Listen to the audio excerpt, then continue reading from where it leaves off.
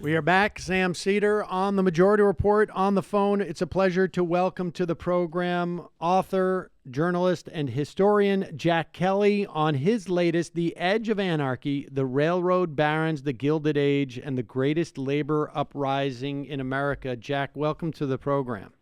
Great to be with you, Sam. And I want to get to, but Eugene Debs obviously has been enjoying a bit of a resurgence. He's all over the place now, as to paraphrase the president in some respects. Largely, I think, because of the moment, and he plays a big part in your book. But before we get to Debs, give us a sense. I mean, your book starts right around just before a major recession or depression, I guess, in the late 1800s. Give us a sense of what of the labor movement at that time. Its reconstruction. We're about a couple of decades out now from the Civil War, maybe a little bit less. What's the labor movement like at that time?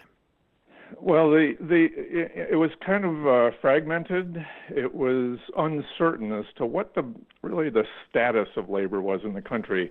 There had been unions, both small craft unions, so the Carpenters Union, and there had been larger organizations like what was called the Knights of Labor, which was a very large, very inclusive union. Nobody knew exactly what direction the labor movement was going to take, and nobody really knew whether it was legal to strike, whether it was legal to even be a member of a union.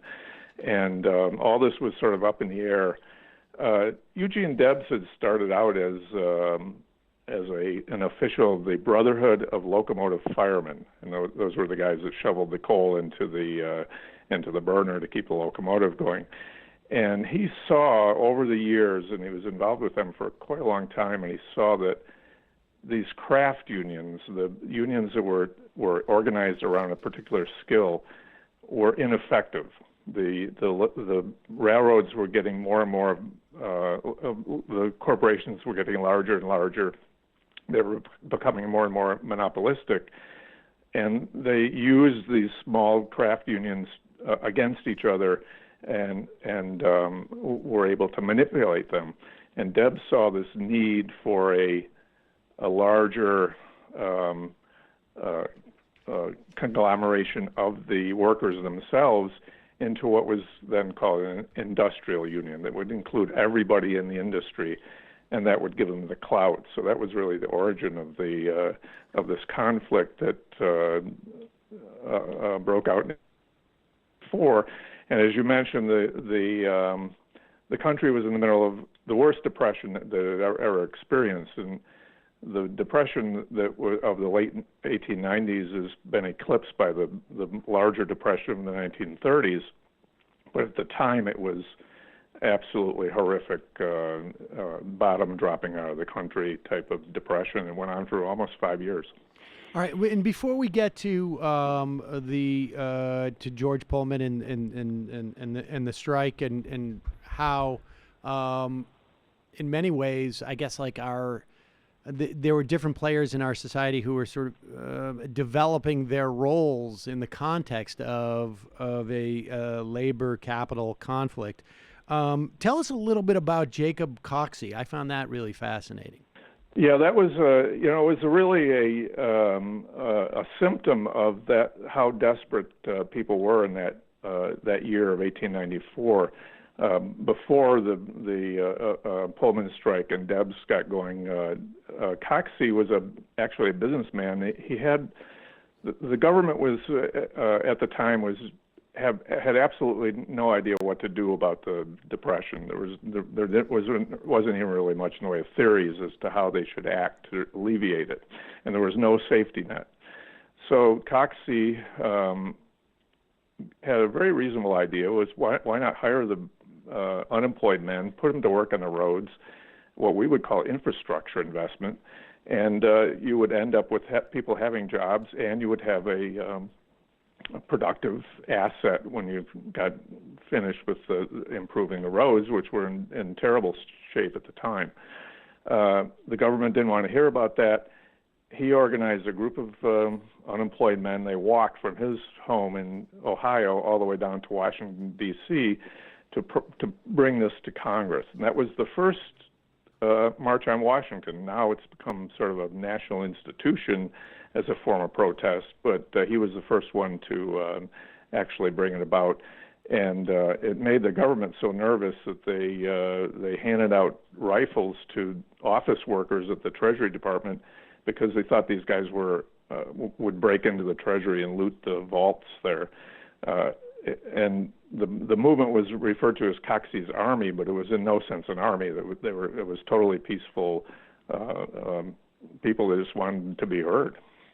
And did anything come of that? I mean, aside from the defensiveness, I mean, we should also say this is, we're now, I guess, about 20 years out from the institution of an income tax, right, at this point. And I would imagine, like, all of these desires to have the federal government take a bigger role, particularly in the context of, like, a depression, start to generate some of this, I guess, impetus to raise more funds or to have more sort of dedicated funds, I guess. But nothing really came of the Coxie movement except for that sort of nervousness that it generated in the country. He was arrested for walking on the grass. There was actually a law saying that it was illegal to deliver a harangue on Capitol Hill, which was kind of an ironic law at the time. And I would say his idea was really ahead of its time. It was more Keynesian than this is before Keynes and the idea of stimulating the economy when it's depressed. But the Grover Cleveland, who was president then, was a devotee of the gold standard, and the hard money stance was exactly the opposite of what was needed during a depression. But he went on to exacerbate it. They did pass a income tax, but it was overturned by the Supreme Court, I think, in 1895. The Supreme Court in that era was very conservative and very backward-looking, and they ruled that, sort of on a technicality, that income tax was not constitutional. It was another, I think it was in 1913 before they actually passed a constitutional amendment that allowed the first income tax. And I should put in parentheses for our libertarian friends who believe that the income tax is still illegal because I think there were 2 states that supposedly did not have quorum for that amendment. But that's for another day. Let's talk about George Pullman and set Pullman up for us, because on some level, I mean, he's sort of like an early prototype of maybe this is too far of an analogy, but there's something Jeff Bezos-ish about him, and particularly when we're getting this sort of like Amazon campus in Queens now. But tell us what George Pullman, about him. That's an interesting parallel because the one thing I would certainly say is they were both business geniuses. And Pullman had a great sense of what people wanted. He went into the railroad business at exactly the right time in the 1860s and developed sleeping cars. And the first transcontinental rail line opened in 1869. You could suddenly go from East Coast to West Coast in a week, but even traveling for a week on a coach car was uncomfortable. So he came up with these cars that can be converted into beds that were extremely luxurious. They had all the gewgaws that the Victorians loved, and they were fabulously successful. And he didn't sell them to the railroads, but he retained ownership and operated them on the railroads. All the money that people paid for the upgrade to a Pullman car went into George Pullman's pockets, and he became fabulously wealthy. To build the cars, he constructed what was, at the time, was one of the biggest factories in America, about 15 miles south of Chicago. And his idea was to get out of the center of the city, which, like many cities during the industrial era, Chicago had been clogged with tenements and squalor, and he thought that it would be better to build the factory outside the city. And to accompany it, he built a company town, which was seen as a model town. This was the way cities should be built in the future. It had neat little brick cottages for the workers, parks, playgrounds, schools, libraries, and it was right beside the factory. And that was sort of the origin of the dispute that came later, 20 years later, when he, or about 15 years later, when his workers went on strike against him. I mean, and then so talk about the development of the strike, because I want to at one point bring in the question of race here, which is important, it seems to me, throughout this story. On some level, it runs parallel, and then there's a moment where it could intersect, I guess, or does it? I mean, it's the I should say the story of race seems to me to be intertwined throughout, but yes. The plight of black workers at that time could have been intertwined as well, but didn't, and that may have been sort of like the fatal flaw to this strike on some level. But tell us, the strike develops because people living in Pullman's company town.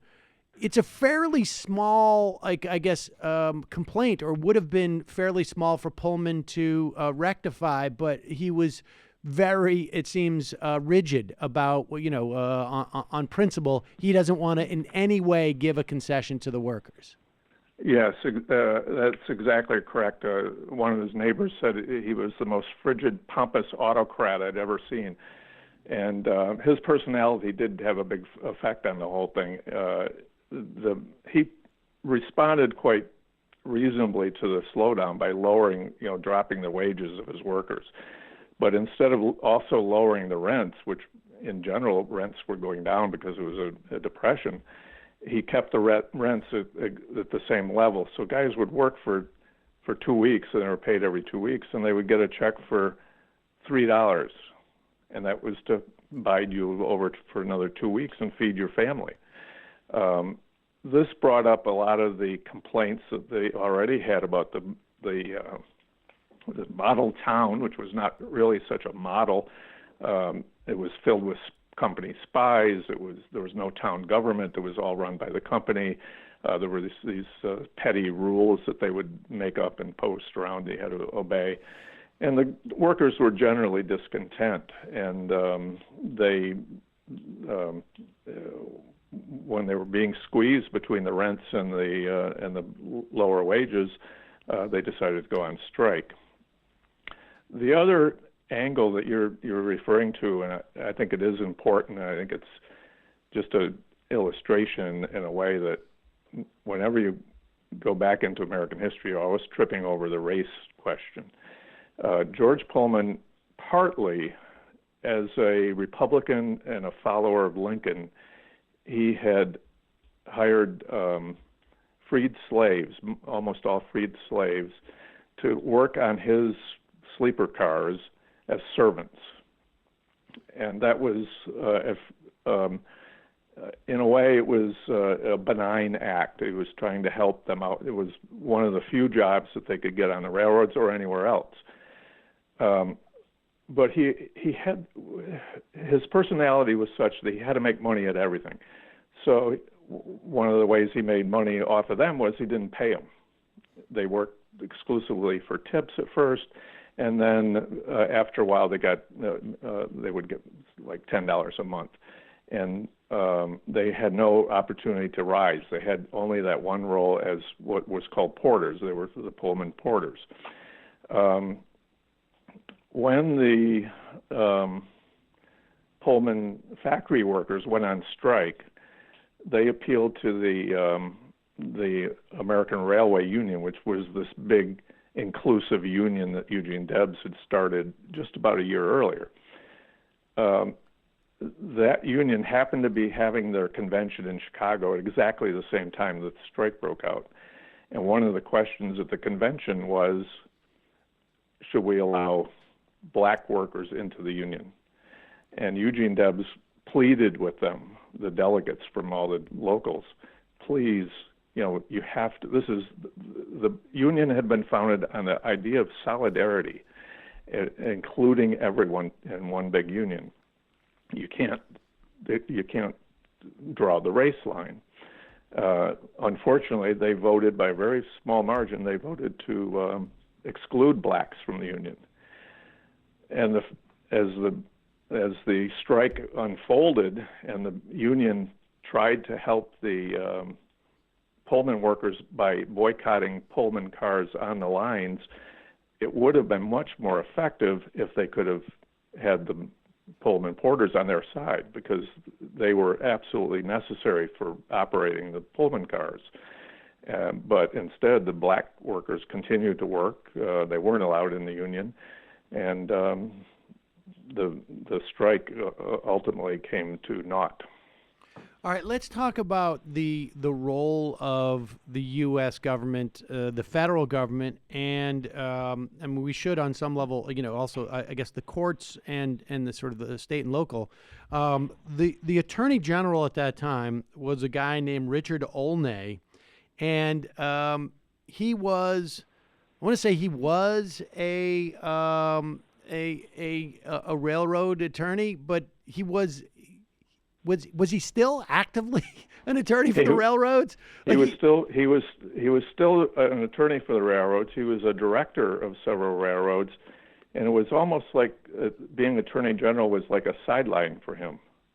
And so his sympathies was, he was supposed to be the chief officer of justice in the country, and instead he worked hand in hand with the railroads, who wanted that. They were very eager to break the strike and break the union, because they saw this industrial union as a pretty good threat to them, and so he worked hand in hand with them all through the strike, and appointed another railroad lawyer as the special U.S. attorney in Illinois to handle the day-to-day fight against the strike. So that was a major part of the reason that the workers lost, because they did stick together. They did shut down the railroads. They put enormous pressure on both the railroads and Pullman, but once the government got involved, they were up against more than they could handle. Well, I mean, give us a sense of what that pushback looked like. I mean, aside from injunctions, I mean, I guess it's, this is one of those classic cases where the court does issue an injunction, but then, then the question is, in what army? And it turns out basically the U.S. Army. Yeah, the injunction really made the strike illegal, and not only just illegal in general terms, but individual acts of, if you didn't go to work, you were essentially breaking the law. You could be jailed without trial because you were in contempt of court. If you talked to somebody about the strike, you could be jailed for being in contempt of court. So that was a pretty powerful weapon against the strike. And Olney also convinced Grover Cleveland, the president then, to send in the U.S. Army. That was a very sketchy. There was a very sketchy legal basis to that, because the Army was not supposed to be involved in any kind of law enforcement, as it is not today. But the Army came in with artillery, cavalry, primarily in Chicago, but also in other cities out west, and were involved in putting down the strike. And so to the extent that there was so the strike is put down, essentially the workers go back without any type of relief, and particularly in the context of those rents, I guess. Yeah, and they also had to sign what was called a yellow dog contract, which was a contract that said that they would never, ever again join a union. So that was added on top of All right. Well, then tell us, what happens afterwards, because this is one of those examples of like of I don't want to say a good loss, but the value that can come out of a loss in a political fight. Yeah, I think it's an interesting look into sort of the complexity of history. There was no real black and white. In a way, the outcome of the strike was paradoxical because Eugene Debs lost the strike and went to jail, lost his court fight against the injunction, and had to go to jail for 6 months. And yet, when he came out of jail, he was welcomed back to Chicago by 100,000 supporters, and he was lionized. George Pullman won the strike, but he was widely reviled for his intransigence, and even a lot of his friends said, if he'd been a little more flexible, he could have saved the country. All the turmoil, and I didn't go into much to the turmoil that resulted from the strike, but it was so widespread, closing down railroads in which so many towns and cities were dependent. The price of food went through the roof. There was several dozen people got shot dead. All that could have been saved if he'd just been a little more flexible and a little more human in his dealing with his employees, but he didn't see it that way.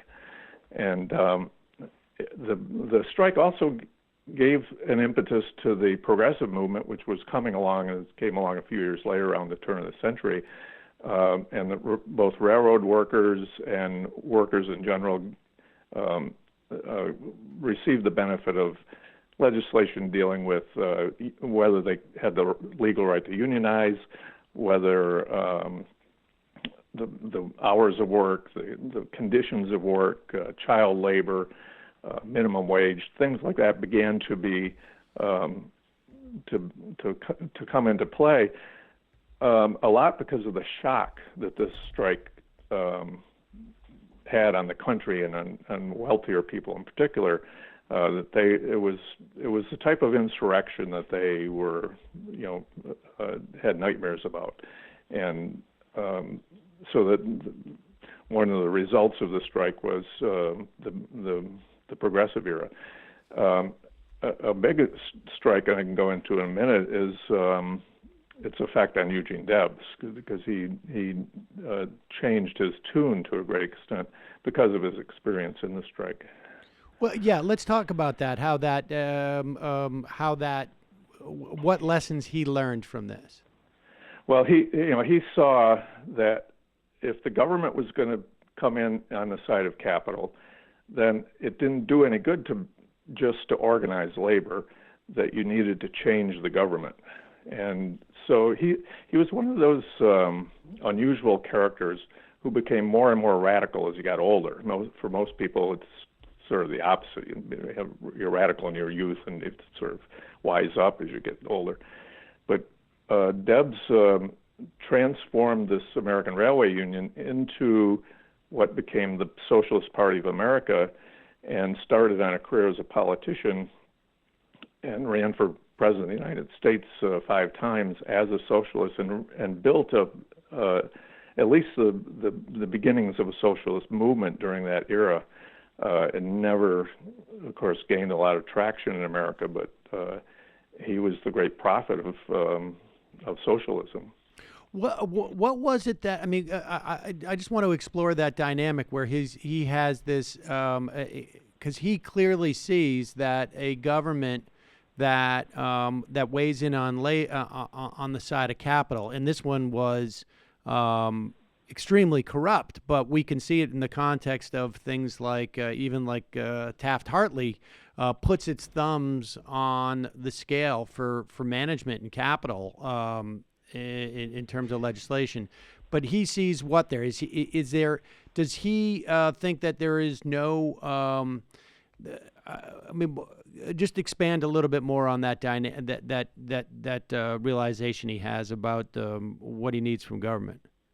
Well, I think he took the principles that he applied to labor organizing, which was this idea of solidarity, that if workers could express solidarity with each other and all join together and not fight amongst themselves, he took that idea and applied it in an even larger context of the country as a whole, that if the working class could all pull together and form a party and actively fight against the powers in the government, that it could bring about fundamental change. And there was a lot of very hopeful, maybe utopian, you could say, ideas that society could be transformed, and this was the beginning of it. The reasons why it failed, I'd say, on the one hand, though socialism failed, so the ideas that socialists were putting up at that time, such as government-sponsored old age pension or health care or unemployment insurance, did work their way into the political mainstream. But socialism as a creed never really got the traction that Debs had hoped it would, and he certainly worked as hard as he could to bring it about. And people loved to hear him speak, but they just didn't want to vote for him.